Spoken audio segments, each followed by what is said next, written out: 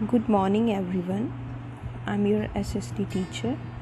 Today, I want to discuss some important revision notes as well as some important questions. So, let's start. First of all, your chapter number 1, The Rise of Nationalism in Europe. This chapter is from History. So, let's start. ये revision notes हैं आपके, पूरा chapter नहीं हम इसमें discuss करेंगे. Chapter आपको पता ही है, राष्ट्रवाद का जो उदय था यूरोप में वो कैसे हुआ, कब हुआ, वो पढ़ेंगे. तो देखिए, सबसे पहले तो in 1844 Frederick Suro, a French artist, prepared a series of 4 prints visualizing his dream of a world made up of democratic and social republics, as he called them. The first print of the series shows the people of Europe and America, men and women, all of ages and social classes, marching in a long train and offering homage to the Statue of Liberty as they pass by it. तो आप देख सकते हैं पहली picture में, जो कि Frederick सूरो ने अपने प्रिंट में बनाया था. वहाँ पे क्या है, वो स्टैचू ऑफ लिबर्टी के पास खड़े हुए हैं.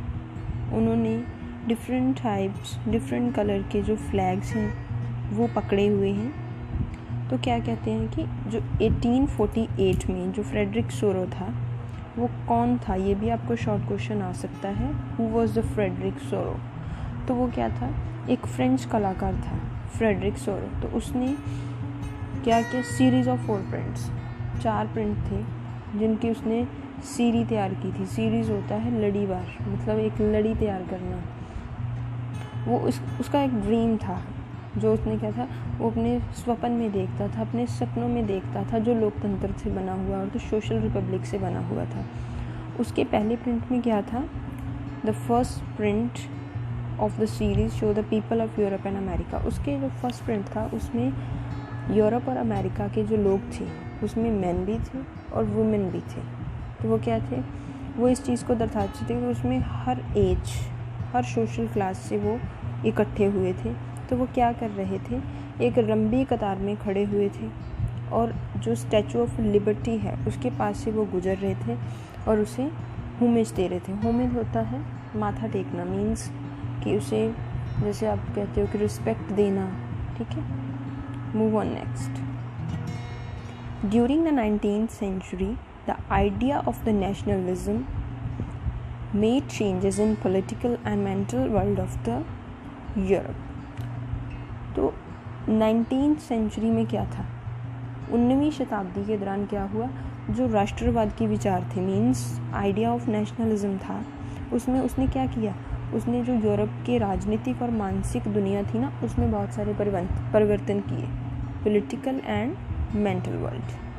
ठीक है, move on next. The French revolution and the idea of the nation, कि फ्रांसीसी क्रांति कैसे आई, कब आई और राष्ट्र का विचार कैसे पैदा हुआ, वो आप पढ़ोगे. फ्रेंच रेवोल्यूशन ऑफ 1789, ये भी आपका मोस्ट इम्पॉर्टेंट क्वेश्चन है. ये भी आपको पूछा जा सकता है एग्ज़ाम में कि फ्रेंच रेवोल्यूशन कब हुआ और जो फर्स्ट क्लियर एक्सप्रेशन था नेशनलिज्म का वो कब पैदा हुआ या लोगों में कब आया. तो 1789 में जो फ्रेंच रेवोल्यूशन हुआ और साथ में ही फर्स्ट क्लियर एक्सप्रेशन था नेशनलिज्म का. स्टेप्स, ये भी आपका लॉन्ग क्वेश्चन है.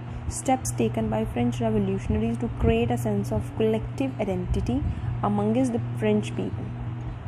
Collective identity, French revolutionaries. ठीक है, तो जो फ्रांसीसी लोग थे उनके बीच जो सामूहिक पहचान थी, सामूहिक होता है इकट्ठा, ठीक है, बिना भेदभाव के, जो सामूहिक पहचान की भावना पैदा करने के लिए फ्रांसीसी क्रांतिकारियों द्वारा कदम उठाए गए थे, वो कौन से थे वो हम आगे पढ़ेंगे.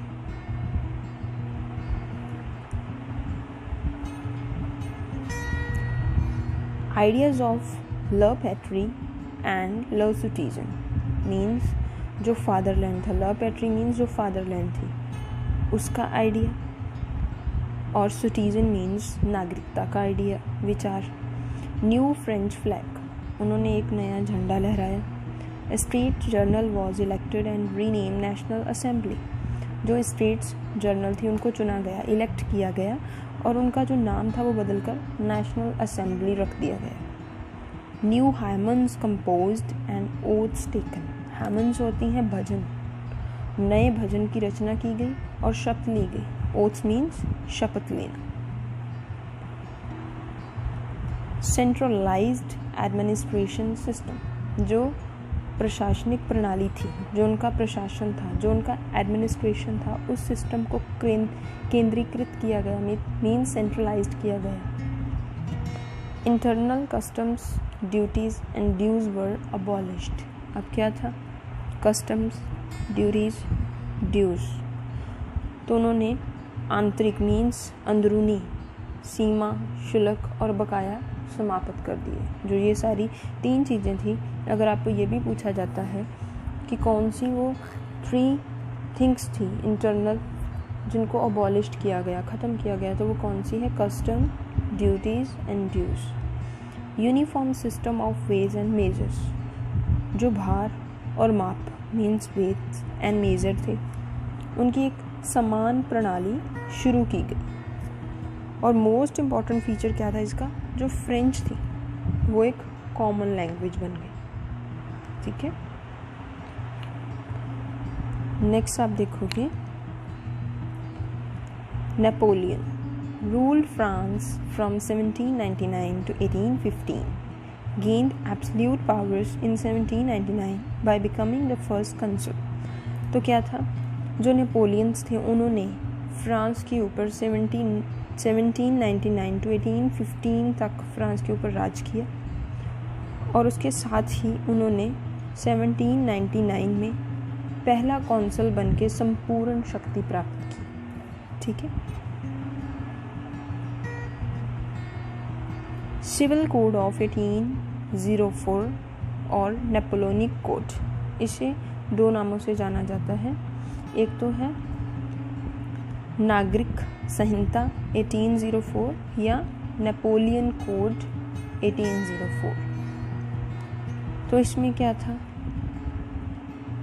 Equality before the law was established. जो कानून की स्थापना से पहले समानता, मतलब कि कानून से पहले जो समानता थी उसको एस्टैब्लिश किया गया। Secure the right to property, जो संपत्ति थी उसका अधिकार सुरक्षित किया गया।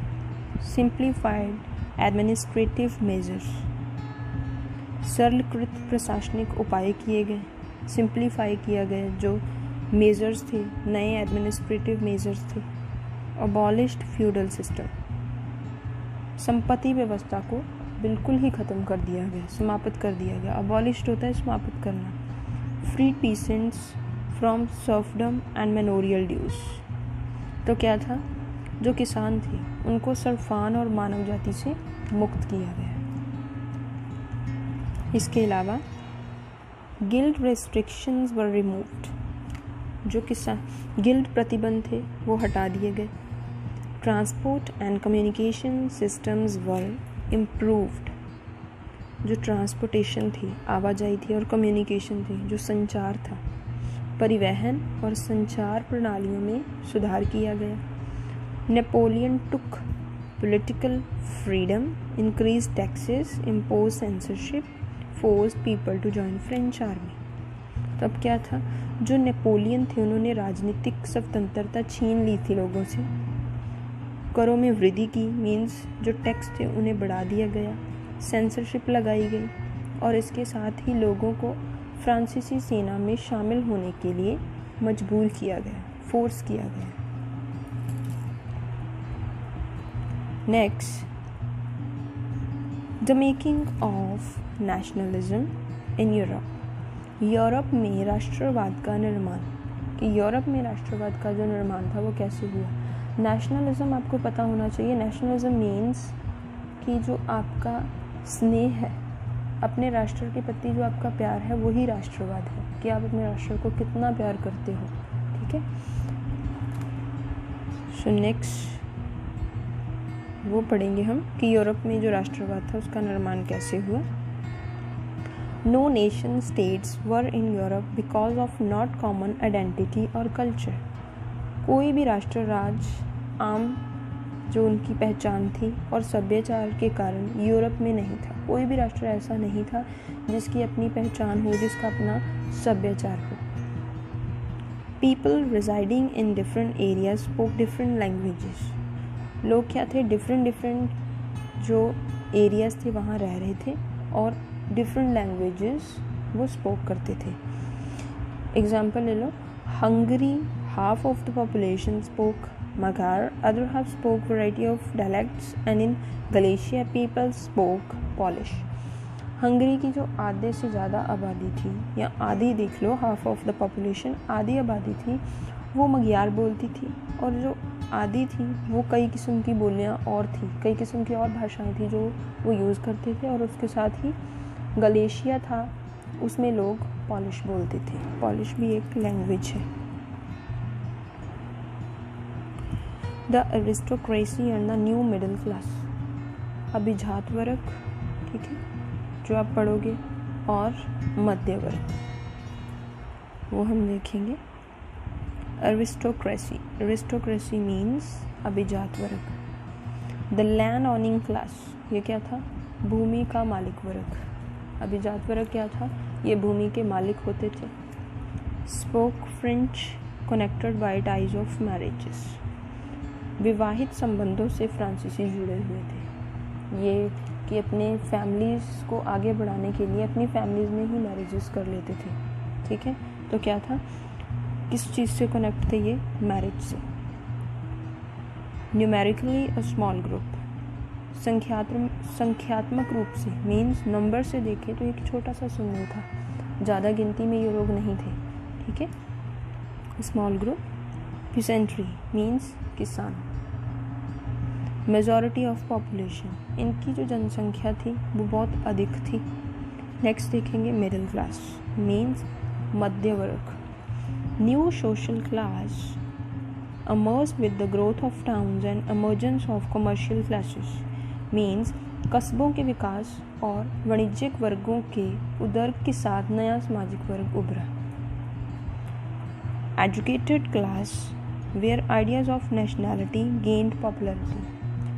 Educated means पढ़े लिखे जो लोग थे, वहाँ जो राष्ट्रीयता के विचार थे उन्होंने लोकप्रियता प्राप्त की। जो पढ़े लिखे लोग थे उनके बीच जो नेशनलिटी की मीन्स राष्ट्रीयता के जो आइडियाज़ थे उन्होंने बहुत सारी जो लोकप्रियता हासिल की। Next, what did liberal nationalism stand for? It's a most important question. ये आपको लॉन्ग क्वेश्चन भी आ सकता है और शॉर्ट क्वेश्चन भी आ सकता है। स्वतंत्रता और समानता के लिए खड़ा था। क्या? वट ही तो आपने पता करना है कौन सी चीज़ थी जो लिबरल नेशनलिज्म के लिए खड़ी हुई थी, मीन्स स्वतंत्रता और समानता के लिए। Liberalism stood for freedom, for the individual and equality for all before the law. निरंकुशता और लिपिकीय विशेष धारकों का अंत, मीन्स इसमें यह है कि जो लिबरलिज्म है वो फ्रीडम पे स्टैंड है कि हर इंडिविजुअल, हर व्यक्ति को फ्रीडम होनी चाहिए और समानता होनी चाहिए लॉ से पहले। लॉ तो बाद में आता है, पहले हमें इक्वलिटी मिलनी चाहिए, फ्रीडम मिलनी चाहिए। अपने जो विचार हैं उनको रखने के लिए हमें कोई आज़ादी होनी चाहिए कि हम बोल सकें। Next, the end of autocracy and clerical privileges. किस चीज़ का अंत होना चाहिए? संसद के माध्यम से एक संविधान और प्रतिनिधि सरकार। तो इन चीज़ों का क्या होना चाहिए? अंत होना चाहिए। Constitution and representative government through parliament. तो ये भी चीज़ें हैं। क्या था? अभी पहले भी मैं आपको बता चुकी हूँ कि जो अरिस्टोक्रेसी है मीन्स निरंकुशता है, उन चीज़ों का अंत होना चाहिए। कॉन्स्टिट्यूशन है जो संसद के माध्यम से जो संविधान है और प्रतिनिधि सरकार होनी चाहिए, मीन्स कि हम सरकार खुद चुन सकें। जैसे आप वोट डालते हो, वोट्स डालने के दौरान ही आपकी सरकार चुनी जाती है ना, जिसके ज़्यादा वोट्स होते हैं वो हमारा नेता होता है। तो वो कहते हैं कि गवर्नमेंट थ्रू पार्लियामेंट। गवर्नमेंट किसके थ्रू होनी चाहिए? संसद के माध्यम से होनी चाहिए। In the economic sphere means आर्थिक क्षेत्र से liberalism stood for the freedom of markets and abolition of state imposed restrictions, movement of goods and capital. कहते हैं कि आर्थिक क्षेत्र में, पहले तो आपने ये पढ़ा है, फिर से आपको रिवाइज करवा देती हूँ। जो लिबरलिज्म होता है, लिबरलिज्म का मीनिंग होता है फ्रीडम फॉर द इंडिविजुअल, एक व्यक्ति के लिए फ्रीडम, ठीक है, और इक्वालिटी फॉर ऑल, सभी को समानता। नेक्स्ट देखते हैं हम, जो हमारा इकोनॉमिक स्फीयर है, आर्थिक, उसमें क्या होना चाहिए? Liberalism stood for the freedom of markets. Liberalism का मीनिंग है बाजार की स्वतंत्रता, मार्केट में भी हमें फ्रीडम होनी चाहिए। Abolition of state imposed restrictions on the movement of goods and capital, वस्तुओं और पूंजी के आंदोलन पर राज्य द्वारा लगाए गए जो प्रतिबंध हैं उनको समाप्त करना। इसके लिए ये खड़ा है कि जो गुड्स और कैपिटल पर रिस्ट्रिक्शंस हैं उनको ख़त्म करना चाहिए। Next, Zollverein abolished tariff barriers, reduced the number of currencies to two, promoted network of railways to stimulate mobility। अब क्या है? जॉल्वेरिन ने टैरिफ बाधाओं को समाप्त कर दिया था, मुद्राओं की जो संख्या थी, मीन्स जो करेंसी थी, को 2 तक कम कर दिया, उसका जो नंबर था 2 नंबर तक उसे कम कर दिया गया। जो गतिशीलता थी उसको प्रोत्साहित करने के लिए, स्टिमुलेट होता है, स्टिमुलेट मोबिलिटी मीन्स गतिशीलता को प्रोत्साहित करना, गतिशीलता निरंतर चलते रहना। गतिशीलता को प्रोत्साहित करने के लिए रेलवे के एक नेटवर्क को बढ़ावा दिया, एक नया जो रेलवे नेटवर्क था उसे प्रमोट किया गया। Next, it's a very very important topic in this chapter, तो आपको इसे तो बहुत ही ध्यान से करना है। New conservatism after 1815। 1815 में क्या हुआ था? व्हाट हैपेंड इन 1815, ये आपको पता होना चाहिए। बिलीव्ड दैट, ये बिलीव किया जाता था, established institutions of state and society should be preserved with the changes initiated by Napoleon. माना जाता है कि जो नेपोलियन द्वारा शुरू किए गए परिवर्तन थे उनके साथ राज्य और समाज के स्थापित संस्थाओं को सुरक्षित किया जाना चाहिए। ये चीज़ मानी जाती थी कि चाहे जो नेपोलियंस ने चेंज किए थे उनके साथ ही जो हमारे स्टेट के इंस्टीट्यूशन थे जो हमने स्थापित किए थे और सोसाइटी थी उसको भी प्रिजर्व करना चाहिए, उसको भी सुरक्षित करना चाहिए। तो अब मैंने जो पहले पूछा था कि व्हाट हैपेंड इन 1815, तो अब वो बात आएगी कि 1815 में क्या हुआ था। तो आपको याद रखना है treaty of Vienna held in 1815। Treaty of Vienna जो थी वो 1815 में हुई थी।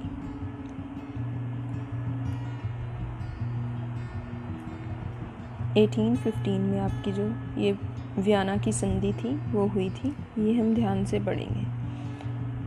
इसमें क्या हुआ था, जो Bourbon dynasty was restored to power in France. Restore होता है दोबारा से। फ्रांस में जो बार्बन डायनेस्टी थी, बार्बन का राजवंश था, उसकी जो सत्ता में उसको बहाल किया गया, दोबारा से उनकी जो पावर थी उसे रिस्टोर किया गया। Series of states created on the French boundary for preventing French expansion in future में जो फ्रांसीसी विस्तार को रोकने के लिए फ्रांसीसी सीमा पर निम्रत राज्यों की एक श्रृंखला बना दी गई, ताकि जो फ्रेंच है, जो फ्रांस है, वो है आगे ना बढ़ सके। उसको रोकने के लिए जो फ्रांसीसी सीमा थी उसके ऊपर क्या कर दिया गया, फ्रांसीसी सीमा के ऊपर सीरीज ऑफ स्टेट्स क्रिएटेड कर दी गई। ठीक है। German confederation was left untouched. जो जर्मन था उसको बिल्कुल भी टच नहीं किया गया था, उसे अनटच ही रहने दिया गया। Main intentions was to restore the monarchies that had been overthrown by Napoleon. जो क्या था, अब आप देख सकते हो,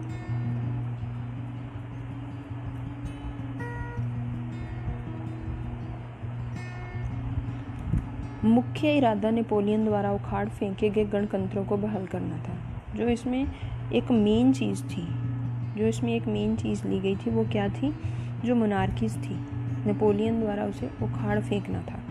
ठीक है, ये आपको याद रखना है कि जो ट्रीटी ऑफ वियना थी उसमें क्या क्या हुआ।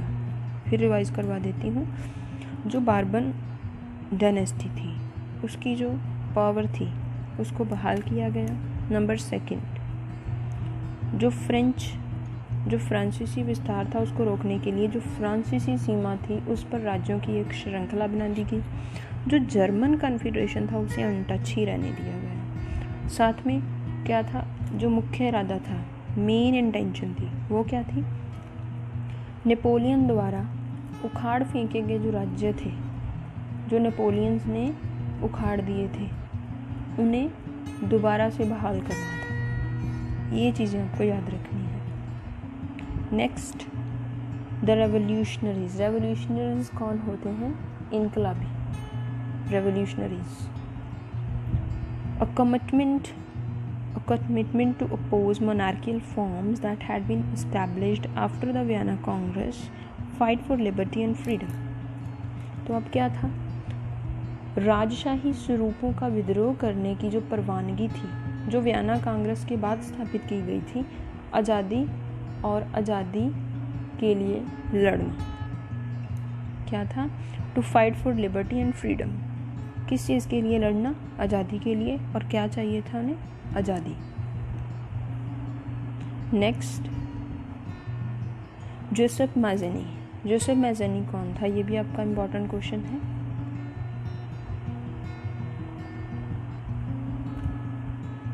बॉर्न इन जेनोवा में इनका जन्म हुआ था 1807 में। मोस्ट इम्पॉर्टेंट, ठीक है, ये आपको याद रखना है कि उनका जन्म कब हुआ था, 1807 में।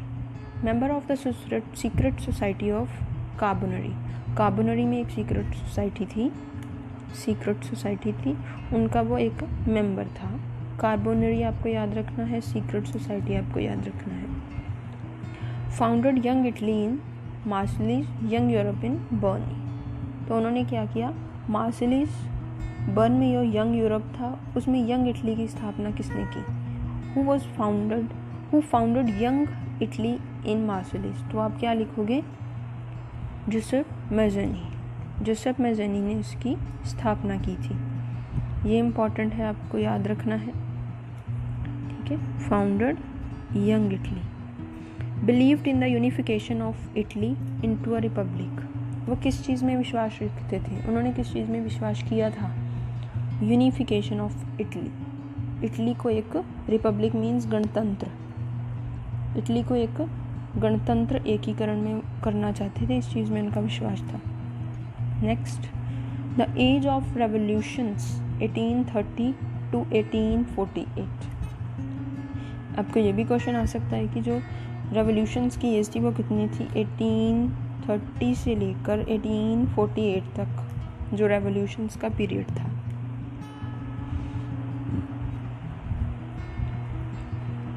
ठीक है, तो आप ये चीज़ें पढ़ोगे।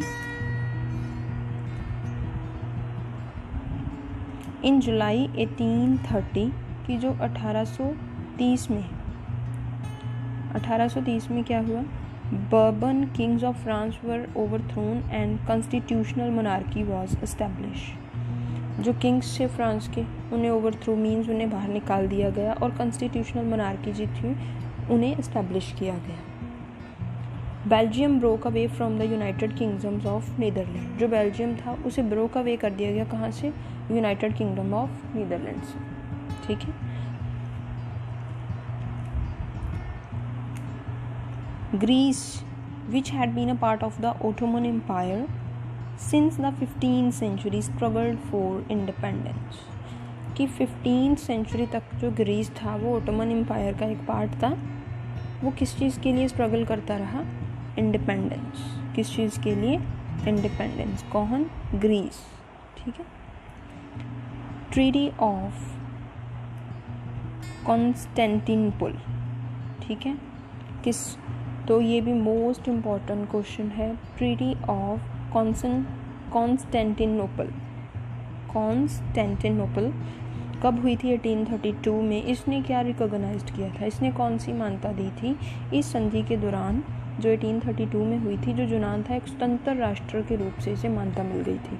ये तो मोस्ट इम्पॉर्टेंट क्वेश्चन है ना, आपको पता होना चाहिए कि ट्रीटी ऑफ 1832 कौन सी ट्रीटी थी? कॉन्स्टेंटिनोपल। तो इसने क्या किया था? इसने रिकॉग्नाइज मीन्स